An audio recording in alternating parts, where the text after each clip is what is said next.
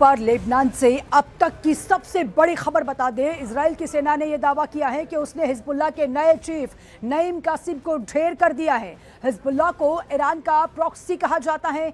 वो लेबनान में रहकर इजराइल पर हमले करता है और युद्ध के दौरान ईरान के समर्थन में इजराइल पर हमले करता है।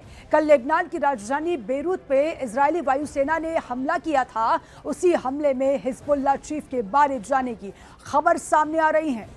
तो इस वक्त की बहुत बड़ी खबर है, बड़ी ब्रेकिंग है।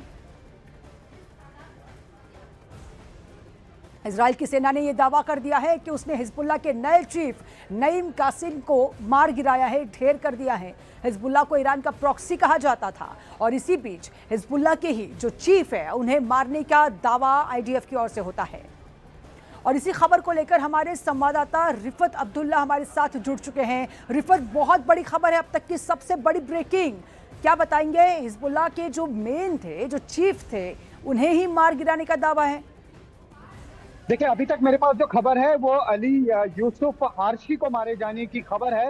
वो जो पर्सनल सेक्रेटरी हैं नईम कासिम के, उसके मारे जाने की पुष्टि जो है वो अभी आईडीएफ ने की है। जो अभी मेरे पास खबर है, अली यूसुफ हारशी के बारे में बताया जा रहा है कि वो पूरा मैनेज कर रहे थे नईम कासिम का ऑफिस। और जो कल स्ट्राइक्स हुई जिसमें 10 मिनट के अंदर 100 स्ट्राइक्स की गई, उसमें अली यूसुफ हारशी मारे गए हैं। उसकी पुष्टि जो है आईडीएफ ने की है और बताया जा रहा है कि वो मेन आदमी थे नईम कासिम के। आपको मालूम है कि नईम कासिम जो है वो चीफ हैं हिजबुल्लाह के। जब सईद हसन नसरुल्लाह को असैसिनेट किया गया था, उसके बाद नईम कासिम को चीफ बनाया गया था, वही सेक्रेटरी जनरल है। लेकिन उनके जो पर्सनल सेक्रेटरी हैं अली यूसुफ, उनके मारे जाने की अभी खबर आईडीएफ ने दी है। लेकिन रिफत, एक तरफ सीज फायर का ऐलान होता है, शांति प्रस्ताव की बात होती है, दूसरी तरफ इस तरह की घटनाएं अगर सामने आती हैं तो अगली तस्वीर क्या होगी? आने वाला समय क्या दिखाएगा?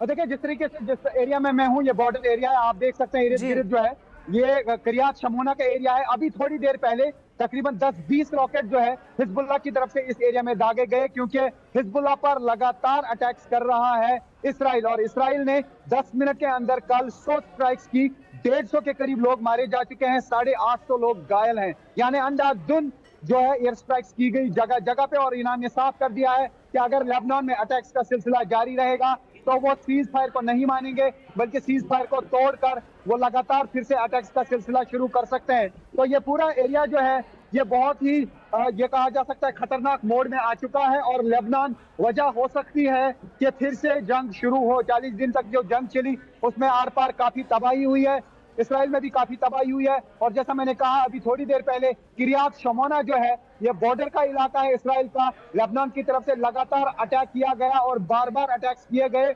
और अभी इस बॉर्डर इलाके में भी बहुत ज्यादा तनाव पाया जा रहा है। लेकिन लेबनान में जिस तरीके से इसराइली फोर्सेस ने तबाही की है उस पर सबकी नजरें हैं। और ऐसा लगता है कि लेबनान में अगर जंग नहीं रुकी तो पूरे इसराइल में भी जंग नहीं रुक सकती है। ईरान और इसराइल युद्ध फिर से शुरू हो सकता है। बिल्कुल, जिस तरह से बेरूत पर भी इजरायली वायुसेना ने कल हमला किया था, उसकी बाद की तस्वीरें भी आपने लगातार दिखाई हैं। आने वाला समय क्या दर्शाता है उसके बारे में भी बताइएगा, क्योंकि आप लगातार ग्राउंड रिपोर्टिंग वहां से कर रहे हैं। इस समय की सिचुएशन वहां पर क्या है? लोग घबराए हुए हैं, एक तरफ उन्हें कहीं ना कहीं भरोसा था, कल की तस्वीरें थी कि जश्न मन रहा था वहां पे, लेकिन आज फिर से मातम है। मैंने कहा कि अगर हम यहाँ की बात करें इस बॉर्डर इलाके की, यहाँ पे बहुत ज्यादा तनाव है, क्योंकि इस बॉर्डर पे अभी जंग रुकी नहीं। जैसा कि आप देख सकते हैं, हेलमेट मैंने लगाई है, उसका मतलब ही है कि यहाँ पे लगातार गोले बरस रहे हैं। और थोड़ी देर पहले किरियात शमोना में जोरदार अटैक हुए, बार बार हिजबुल्लाह की तरफ से अटैक किए गए, क्योंकि हिजबुल्लाह पे जिस तरीके से अटैक्स किए इसराइली फोर्सेस ने, अब हिजबुल्लाह भी वापस वहां से अटैक कर रहा है। और बताया जा रहा है कि हिजबुल्लाह के जो ऑपरेटिव्स हैं उन्होंने अपनी पोजीशन बदल दी है। वो बेरोत से सब और उसमें बाकी जगहों पे चले गए हैं, जो आईडीएफ का भी दावा है।